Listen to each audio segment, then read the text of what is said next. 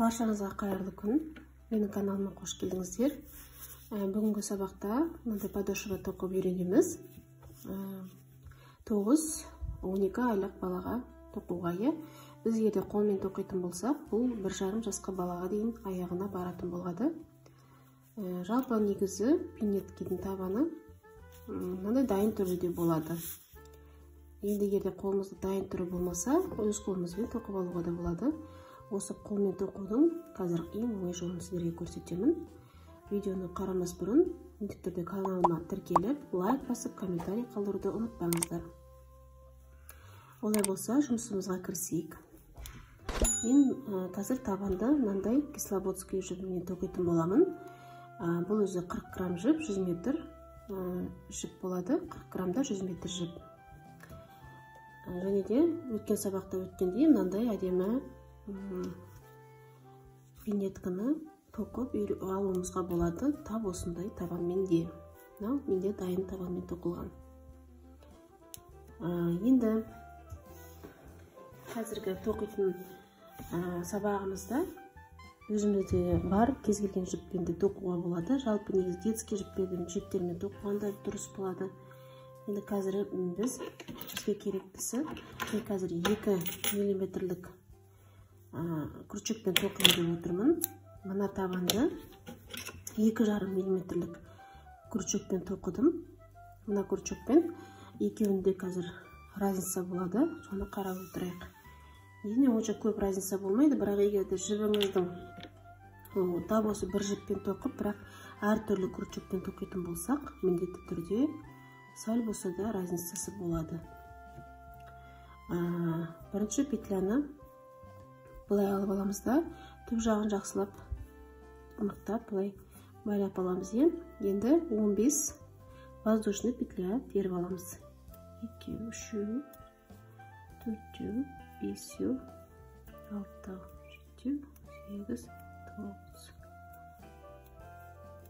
9, 15 воздушный петля. 2, 3, 4, 5, 6, 7, 8, 9, 13, 14, 15. Енді осы жерден мына бізде тұрған 15-ші воздушный петля. 15, 14, 13. Осы 13-ші петлядан бастап тоқимыз. Столбик без накида, 6 столбик без накида жүреміз. 1, 2,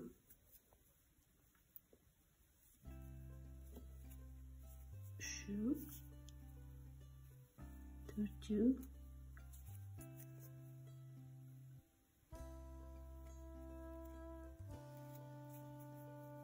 5, 6.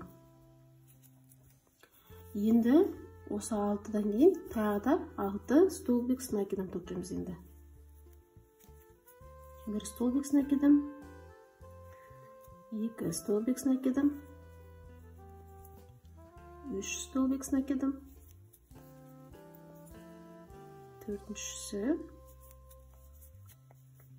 5-ші және 6-ші столбик с накидом.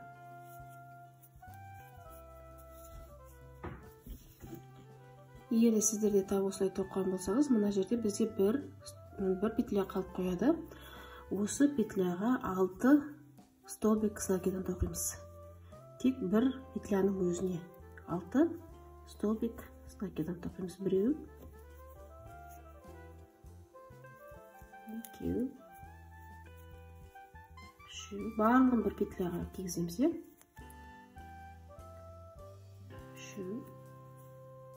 4,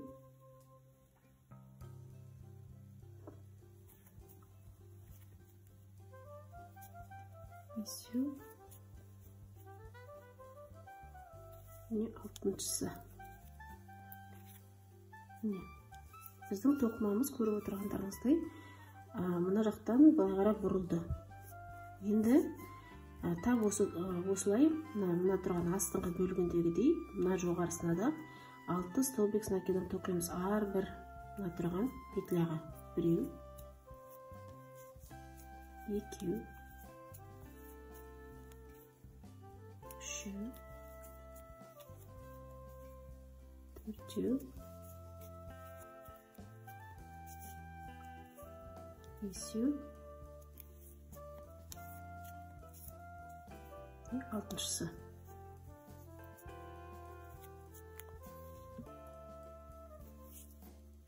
Енді 6 стол бекпе знакиді тоқылады. 1, 2, 3, 4, 5, және 6-сы. Егер де сіз тап осылай тоқып келе жатқан болсаңыз, мен сияқты, онда мына жерде сәл жетпестей қалады. Мына жерде біздегі бағана 15 петля болып 13 петляға ауысқан жерде, мына жерде сәл бір тесік қалады.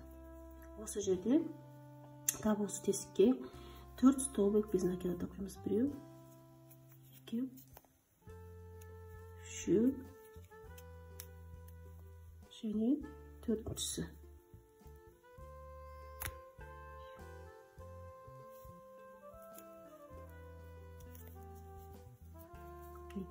Енді мына тұрған біздегі қатардың басымен біріктіреміз соединительный петлямен. Міне, біз бірінші қатарын тоқыдық. Енді екінші қатарға өтеміз. Барлық, енді қалған қатарлардың барлығы бізде столбик с накидом тоқылады. Сол себепті 3 петля подъема, яғни воздушный петля көтеріп аламыз. Бұл бізде бір воздушный петля, осы 3 петля. Бір столбик с накидомды алмастырады. Енді бізге қазір мына жерде 12 столбик без накида тоқуымыз керек. 2, 3, 4,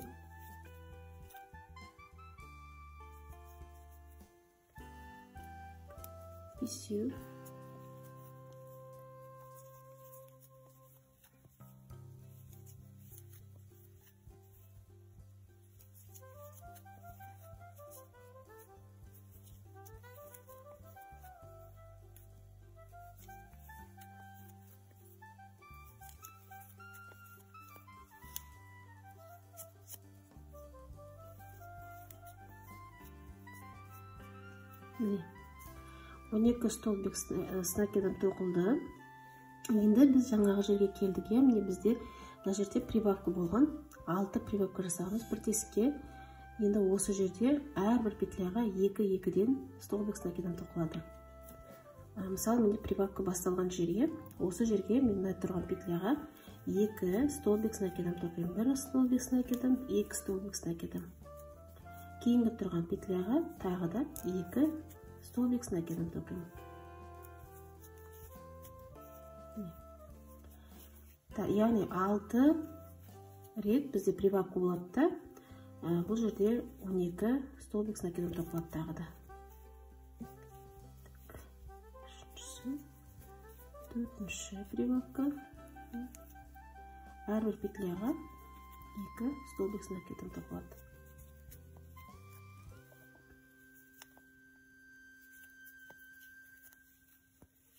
Соңғысы.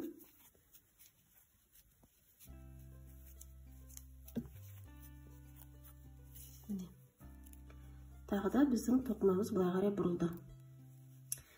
Енді ары қарай. Мына жақта да 12 столбик с накидом тоқылу керек. Төменге қарай.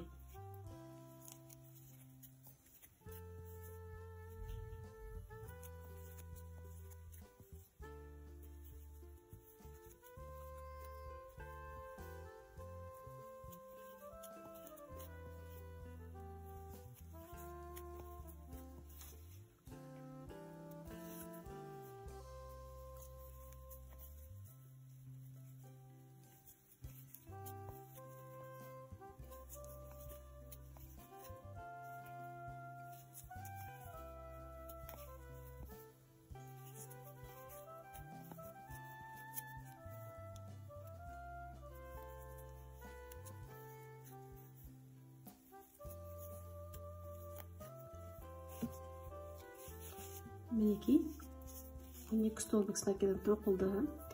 Енді бізде былай болады. Қазір міне тағы да біз мына жерде 4 прибавка болған. Соңында, бірінші қатардың соңында 1, 2, 3, 4 прибавка тұрмын жерге. Осы прибавкалерге де 2 столбик с накидом тоқышамыз. 1,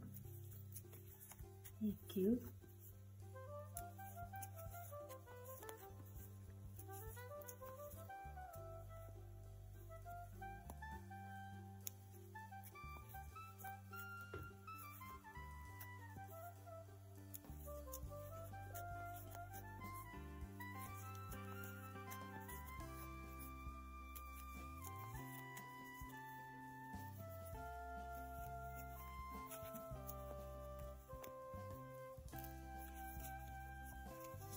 Міне, екінші қатардың аяғына келдік.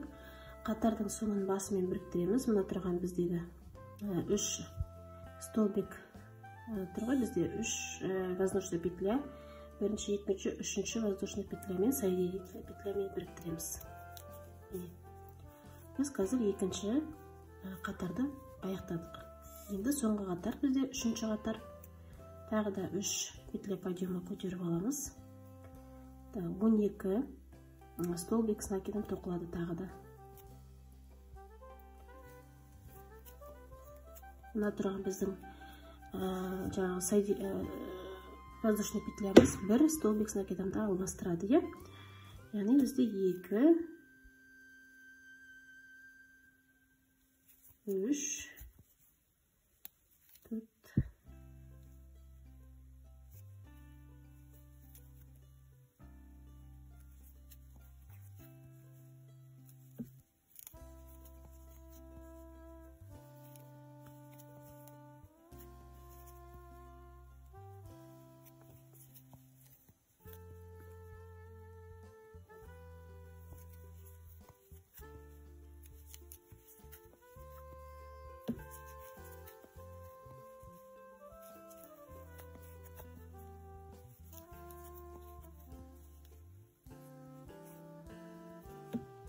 мінекей 12 столбик с накидом тоқылды.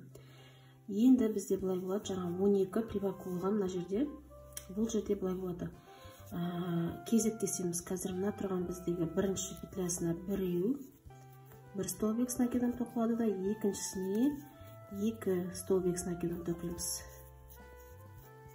Кейінгісіне біреу, одан кейінге 2.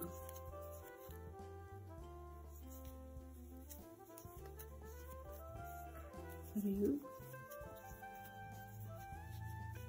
2.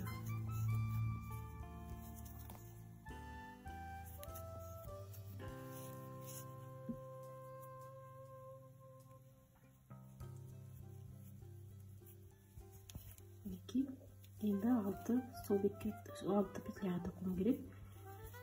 Біреу, мына екіншісіне 2. Одан кейінгісіне біреу,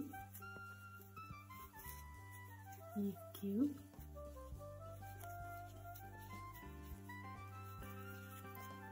Біреу, және соңғысы, соңғы прибавкаға. Міне астында өзі көрініп тұрады. Мына менде соңғы прибавка, міне 12-ші, яғни прибавка.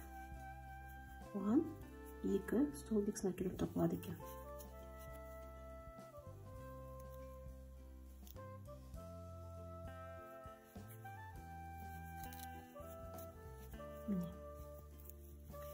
Енді тап жаңағыдай, мына қатарда да 12 столбик с накидом тоқимыз да, мына жерде прибавка жасап, осы қатарды аяқтап, біз бір подошвамызды тоқтай аяқтайтын боламыз.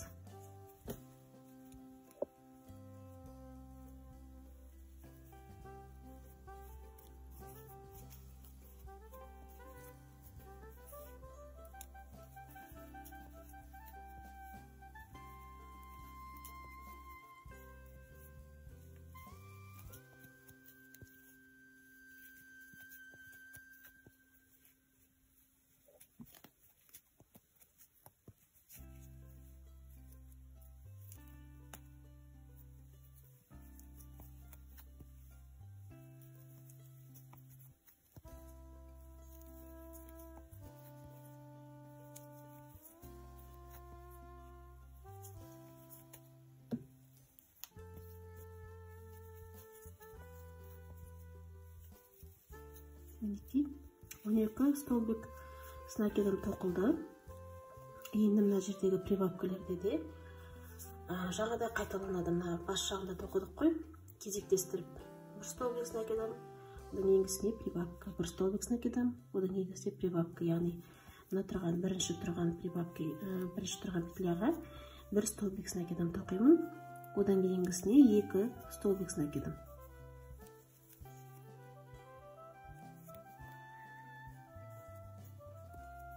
Бір столбик снакидам.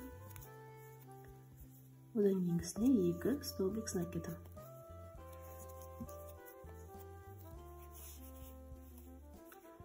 Тағы да бір столбик снакидам.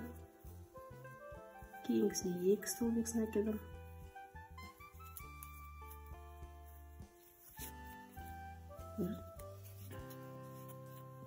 Және 2 столбик снакидам.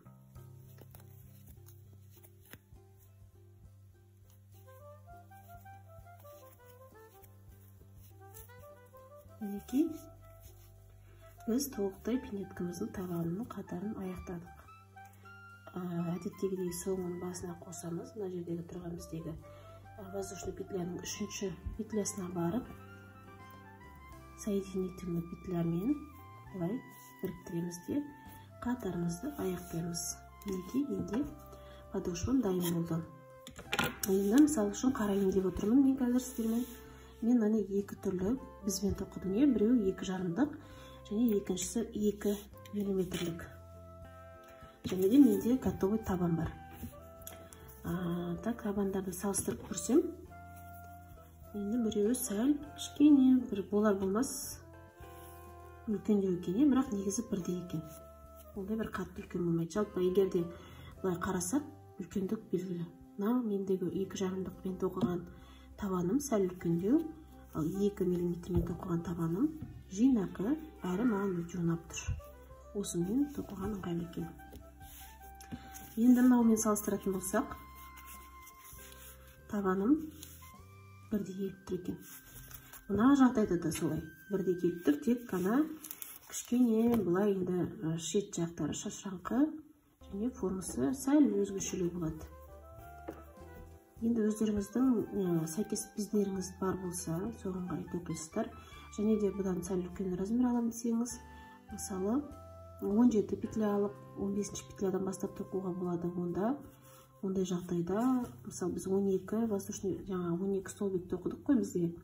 Басында 12 петля болғасын, ал егерде 15 петля, жаңа 15 петлядан бастасақ, бізде онда 14 петля деп есептеп, каждый қатарда 14 мынандай қосындысыз столбик без накида тоқылу керек. Солай өзгертуге болады. Және кіші размерлерде сәйкесінше.